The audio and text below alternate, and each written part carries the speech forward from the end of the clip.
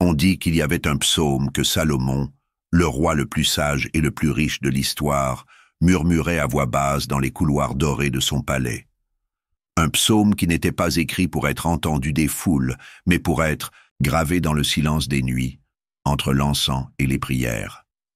Ce psaume n'était pas seulement une prière, c'était une clé pour préserver la gloire, maintenir l'or, éloigner la chute. Ce que peu savent, c'est que ce psaume contenait un secret, une vérité cachée que même les rois craignent d'ignorer. Et aujourd'hui, ce secret peut aussi transformer votre destinée. Abonnez-vous maintenant.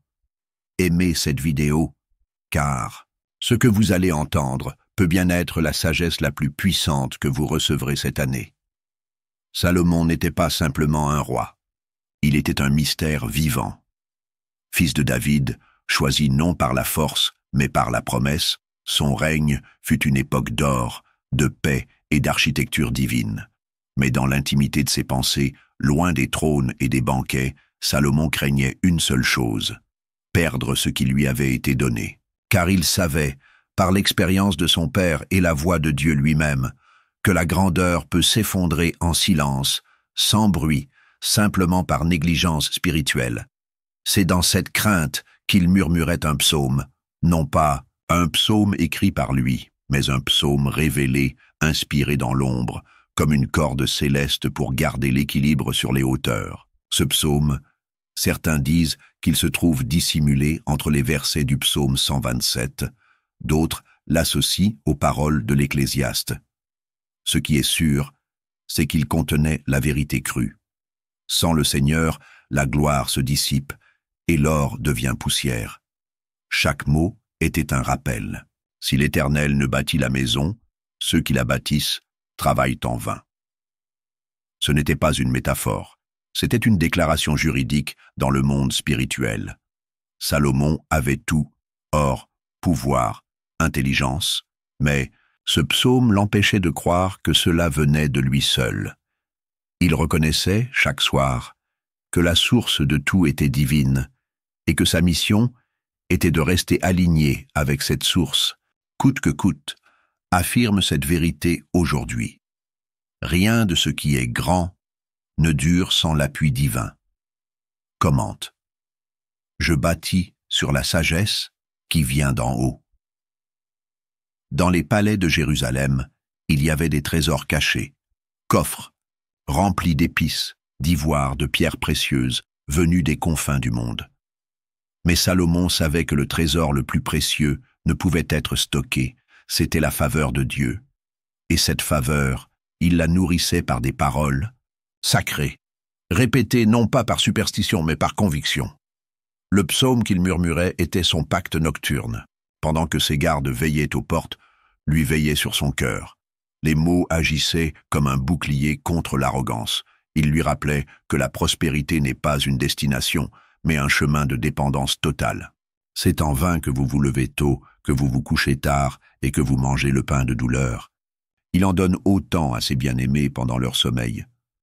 Ce verset, gravé dans l'âme de Salomon, était plus puissant que ses légions de soldats, car il avait compris « Tout ce que Dieu donne peut être retiré si le cœur s'élève au-dessus de sa parole. » Et vous, quel psaume murmurez-vous dans vos nuits? Quelle vérité alimente vos décisions? Salomon n'a pas gardé sa gloire par stratégie politique, mais par une spiritualité profonde, fondée sur la reconnaissance constante. Il avait compris que celui qui s'abaisse devant Dieu peut tenir debout devant n'importe quel empire. Répète-le, en toi-même. Ce que Dieu donne, seul Dieu peut le garder. Commente, je dépends de la fidélité du Très-Haut. Ce psaume n'était pas destiné à être récité en public. Il appartenait à l'intimité sacrée, à ces moments où l'âme est nue devant son Créateur. Salomon ne cherchait pas à impressionner Dieu avec des mots raffinés. Il cherchait à se rappeler que tout pouvait basculer en un souffle. La sagesse qu'il possédait ne venait pas de l'étude, mais de l'écoute. Il écoutait le silence, après la prière, les soupirs de l'esprit dans les couloirs de pierre, le bruissement des anges entre les colonnes du temple. C'est là, dans ce silence, que le psaume prenait toute sa puissance. Il n'était pas un chant, mais une déclaration de survie. Salomon savait que son cœur était son ennemi le plus rusé. Il connaissait la tentation de croire que l'abondance est éternelle, que le succès est mérité. Alors, chaque nuit, avant de fermer les yeux, il déposait son orgueil au pied du trône invisible. Ce psaume était son offrande. Le secret n'était pas dans les richesses, mais dans la conscience que sans Dieu, elles n'ont aucune valeur. Salomon utilisait ce psaume comme un miroir. Il se regardait à travers lui. Et ce qu'il voyait, c'était un homme dépendant, fragile, porté uniquement par la grâce. Souviens-toi aujourd'hui, l'homme le plus sage est celui qui se sait petit devant Dieu. Commente, mon or, c'est la présence de Dieu, Salomon. N'était pas seulement un roi sur un trône terrestre, il était un homme en équilibre entre deux royaumes, le visible et l'invisible. Il dirigeait des armées, mais il se soumettait à une voix plus haute que la sienne. Ce psaume, qu'il gardait comme un talisman spirituel, n'était pas pour invoquer la prospérité. Il était pour se rappeler que la prospérité sans présence divine est une illusion brillante, mais vide. Et c'est ce qui faisait sa différence. Tandis que d'autres rois comptaient leurs chevaux et leurs pièces d'or, Salomon comptait ses prières et ses silences. Il avait compris un principe éternel. Dieu ne partage pas sa gloire, et tout homme qui essaie de bâtir un royaume sans Dieu finira par voir ses murs s'écrouler, même s'ils sont faits d'or. Le psaume, alors, agissait comme un sceau spirituel. Il fermait la porte à l'orgueil, ouvrait la voie à l'humilité. Et l'humilité était la véritable clé pour maintenir ce qu'il avait reçu. À travers ce psaume, Salomon répétait chaque jour « Je suis gardien de ce que je n'ai pas mérité ». Il savait que la sagesse reçue lors de son songe, cette rencontre unique avec Dieu où il avait demandé discernement au lieu de richesse, devait être protégée, non pas par des lois ou des serviteurs, mais par un esprit contrit et un cœur reconnaissant. Affirme aujourd'hui, celui qui protège son cœur, protège son destin. Commente. Je veille sur mon âme avec la parole. Ce qui est frappant dans la vie de Salomon, c'est la précision avec laquelle il comprenait le rôle du silence. Il savait que les grandes décisions ne se prennent pas dans le bruit, mais dans le recueillement. Le psaume qu'il murmurait n'était pas récité à haute voix dans les cérémonies publiques. Il était réservé aux heures où l'âme est nue et sans défense. Salomon se retirait, même au sommet de sa puissance, pour méditer sur sa fragilité. C'est ainsi qu'il restait conscient de sa nature humaine. Car, si la sagesse l'avait élevé, c'était la conscience de ses limites qui le maintenait en hauteur. Ce psaume n'était pas un texte magique, c'était une confession continue, une déclaration de dépendance. Chaque mot, chaque souffle disait « Seigneur, si tu retires ta main, tout s'écroule ». Et c'est ce que beaucoup oublient. On ne tombe pas parce qu'on est faible. On tombe parce qu'on oublie que c'est Dieu qui nous tient debout. Le psaume était donc pour Salomon ce que la corde est pour l'alpiniste, un lien vital. Ce lien l'empêchait de se perdre dans les flatteries, les dons, les conquêtes. Il le ramenait toujours à l'essentiel. Tout vient d'en haut, et tout retourne à celui qui donne. Souviens-toi, la force d'un roi ne réside pas dans son armée, mais dans son intimité avec Dieu. Commente. Je choisis la profondeur plutôt que l'apparence. Dans les profondeurs de la nuit, alors que les lumières des palais s'éteignaient une à une, Salomon restait éveillé, méditant. Ce psaume, qu'il murmurait parfois en marchant pieds nus sur les dalles froides de pierre, n'était pas un acte religieux, c'était un rituel de lucidité. Car même dans la lumière de sa gloire, il ressentait le froid d'un monde instable, d'un cœur humain sujet à la vanité. Le psaume l'empêchait de dériver. Il disait à son âme ce que personne d'autre ne pouvait lui dire. Tu es un souffle entre deux éternités. Et dans cette conscience, il trouvait la vraie richesse. L'or qu'il possédait brillait dans ses coffres, mais c'était la lumière intérieure qui illuminait son regard. Ce psaume nourrissait cette lumière. Il l'éloignait du piège subtil de la suffisance, car la suffisance est le début de la chute. Salomon, dans son intimité, avouait à Dieu ses peurs. Il priait pour que son cœur ne soit pas séduit par les dons, au point d'oublier le donateur. Le psaume était un antidote quotidien contre la corruption intérieure. Il lui rappelait que celui qui veut garder sa couronne doit d'abord garder son âme. Affirme cela maintenant. La gloire qui dure est celle qui repose sur la vérité. Commente. Je préfère la lumière divine au miroir de ce monde. Il y avait quelque chose de profondément prophétique dans l'attitude de Salomon. Bien qu'il ait été entouré de faste, il savait que le vrai danger ne venait pas des ennemis extérieurs, mais de l'oubli intérieur. Oublier la source, oublier pourquoi tout avait commencé. Le psaume qu'il répétait était une ancre.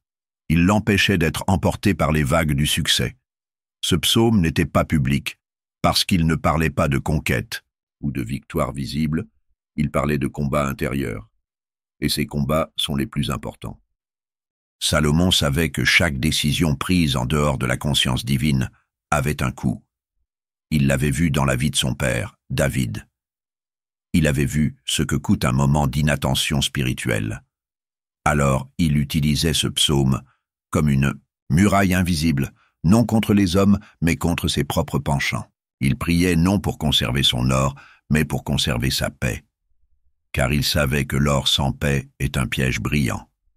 Ce psaume, c'était une manière de se recentrer, de dire à son âme « Ne t'élève pas, ne te crois pas arrivé ». Et dans cette humilité constante, il construisait un empire que même les siècles n'ont pas pu effacer. Un empire de mémoire, de sagesse, de vérité. Ce psaume, c'était l'architecture de son âme. Aujourd'hui, déclare cette force intérieure, le vrai pouvoir, c'est de rester fidèle quand tout va bien. Commente. Je choisis la fidélité dans l'abondance. La grandeur de Salomon n'était pas visible uniquement dans les colonnes de marbre ou les alliances politiques. Elle était surtout cachée dans les paroles qu'il n'a jamais rendues publiques. Ce psaume, que certains appellent le souffle caché du roi, était une arme de guerre silencieuse. Tandis que les autres rois levaient des armées, lui élevait des prières. Il savait que les vraies batailles se remportent dans le secret. Et ce secret, c'était la constance. Le monde cherche des nouveautés, des stratégies, des méthodes rapides. Mais Salomon s'attachait à l'ancien, à l'éternel, au non négociable.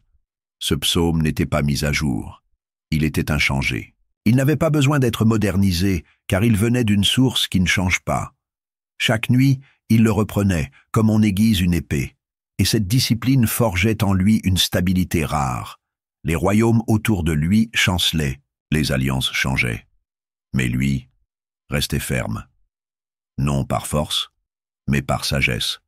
Une sagesse enracinée dans le rappel quotidien que tout vient d'en haut. Ce psaume était comme le battement d'un cœur spirituel. Il lui donnait rythme, équilibre, vie. Répète cela aujourd'hui avec assurance. Ma constance dans le secret crée ma solidité en public. Commente. Je bâtis ma force dans le silence de la prière. Avec le temps, Salomon devint une légende vivante.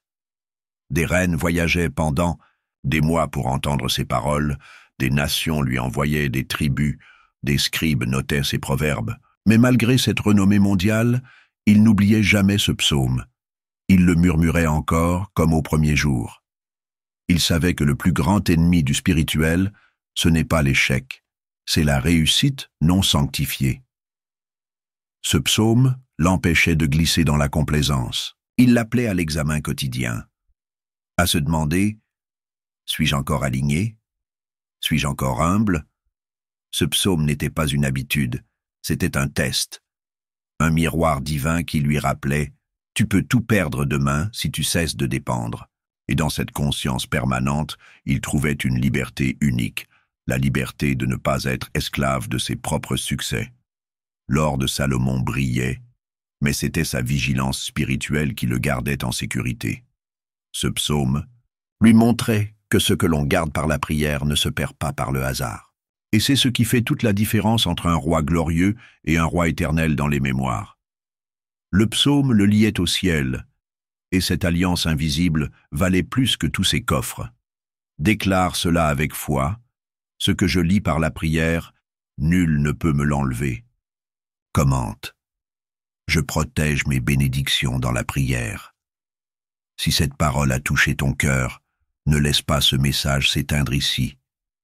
Abonne-toi maintenant pour continuer à recevoir des vérités qui élèvent, transforment et préservent ce que Dieu t'a confié. Aime cette vidéo pour semer cette sagesse dans la vie d'autres âmes. Et surtout, partage ce psaume secret avec quelqu'un qui a besoin de se souvenir que la gloire véritable commence là où l'orgueil s'arrête. Rappelle-toi, ce que Dieu te donne, il veut aussi t'apprendre à garder. Et c'est dans l'intimité de la prière que se construit l'éternité de ton appel.